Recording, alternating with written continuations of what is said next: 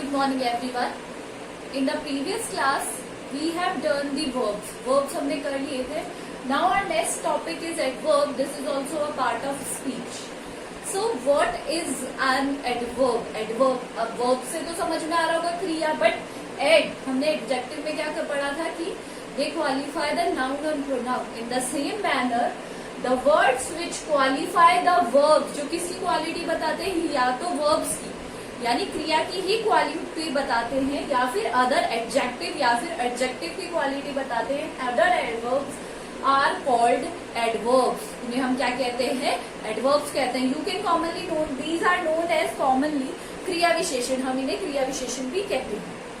Now we let's understand this with an example. The tortoise walks. अब this is subject here, walks is verb, चलने की क्रिया हो रही है. Now slowly, slowly is adverb, क्योंकि यहाँ पर ये किसको क्वालिफाई कर रहा है? वर्ब को. क्वालिटी बता रहा है कि वो कैसे चल रहा है. अब अगर यहाँ पे स्लोली नहीं होता, in case slowly is not here, so the tortoise walk slowly, fastly, कैसे भी चलता है we don't know, but here slowly is helping us to understand that he is walking slowly. So it is qualifying the verb over here. यहाँ पे क्या बता रहा है? वर्ब को क्या कर रहा है? क्वालिफाई कर रहा है. Understand? Now there are 8 kinds of adverb. Adverb के कितने काइंड्स होते हैं? 8 काइंड्स होते हैं. We will study them one by one. हम इन्हें एक एक करके. Now the first is adverbs of time. The adverbs which tells about the actions at what time the action had been take place. किस समय पर जो क्रिया है वो हुई है या किस समय पर कोई कार्य हुआ है, that comes under adverb of time. For example, he came here yesterday. कब आया वो यहाँ पर? yesterday. कब आया यहाँ पर? yesterday. अगर यहाँ पर yesterday नहीं होता, he came here, मतलब वो यहाँ आया. यहाँ पर अगर वो यहाँ आया हम कहते तो we don't know the exact day or time when he came. तो यहाँ पर कब आया? टाइम यहाँ पे गिवन है कि वो कब आया? yesterday. So this is the adverb of time that shows us when the action has been taken place. कब हुआ है? adverb of time. Next is adverb of place. Adverb of place में क्या आएगा? When at what place the action has been done. किस place पर कोई भी कार्य हुआ है. For example, the girl went upstairs. The girl went upstairs. कहाँ गई है? अपस्टेयर. अब अपस्टेयर यहाँ पे क्या है? एक प्लेस है. द गर्ल वेंट चली गई, कहीं भी गई हो, she can go anywhere. But upstairs में हमें क्या मिला है? कि एक जगह का मिला है कि this is adverb of place. ये क्या है? Adverb of place. Now the next is adverb of manner. Adverb of manner में वी नो द मैनर, किस तरीके से the action has been taken place, किस तरीके से कोई भी काम हुआ है. For example, let's give example. She sleeps silently. She sleeps silently. वो कैसे सो रही है? एकदम शांति से सो रही है. She sleeps silently. If this is subject over here, this is what? Verb. ये यहाँ पे क्या है? वर्ब है. अगर साइलेंटली यहाँ पर नहीं होता तो we don't know that she is sleeping soundly, she is speaking loudly, she can be snoring. So the silently is the adverb of manner. Adverb of manner. Now the next is adverb of reason. Reason क्या होता है? कारण. The words that tells us why, what will be the reason behind some action has been taken place, that tells us in adverb of time.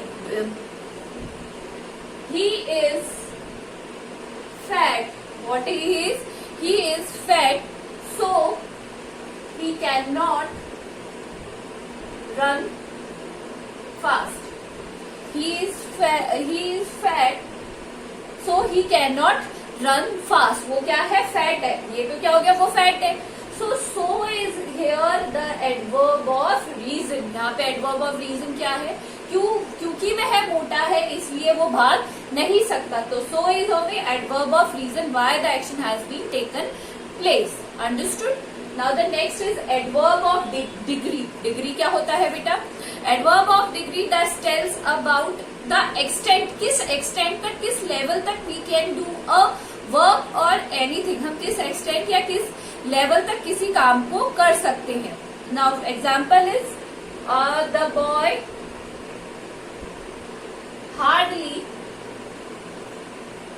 hardly came here. We are talking about some boy and he hardly came here. वो कभी कभी आता है. तो यहाँ पे hardly क्या हो गया? Adverb of degree, जिसमें हमें पता चल रहा है कि how to what extent the work has been taken place. Understood? Now the next is adverb of frequency. Adverb of frequency होती है बारंबारता.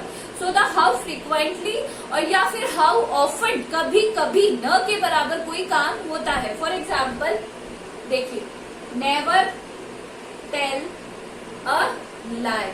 Never tell a lie. अब यहाँ पे क्या है? बोलने की हो रही है और ये क्या हो गया? ऑब्जेक्ट. ये तो हो गया आपका वर्ब और this is a object. So never यहाँ पे क्या हो गया? एडवर्ब ऑफ फ्रीक्वेंसी, क्योंकि यहाँ पे हमें क्या कहा जा रहा है? That to how often the action has been taken place. कभी कभी भी हमें क्या कहा जाता है? Never tell a lie. So never tell a lie. Sometimes हो गया.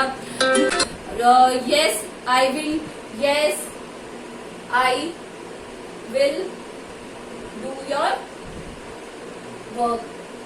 Yes, I will do your work. No, I can't go there. No, I can't go there. So adverb of affirmation has a positive response and negative response, right? Next and the last one is adverb of interrogation. Adverb of interrogative, वही in which we have whole WH family. Why?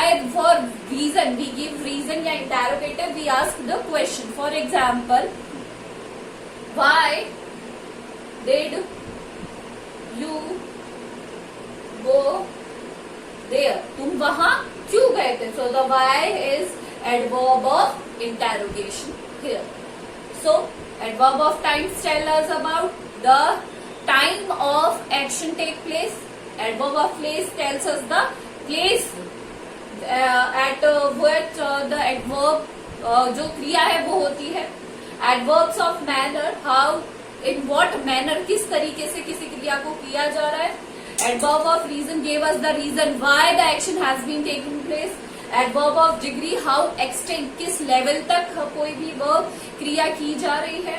Adverb of frequency, how often, कितनी बार या कभी कभी या कोई काम किस तरीके से कितनी बार होता है एक डे में.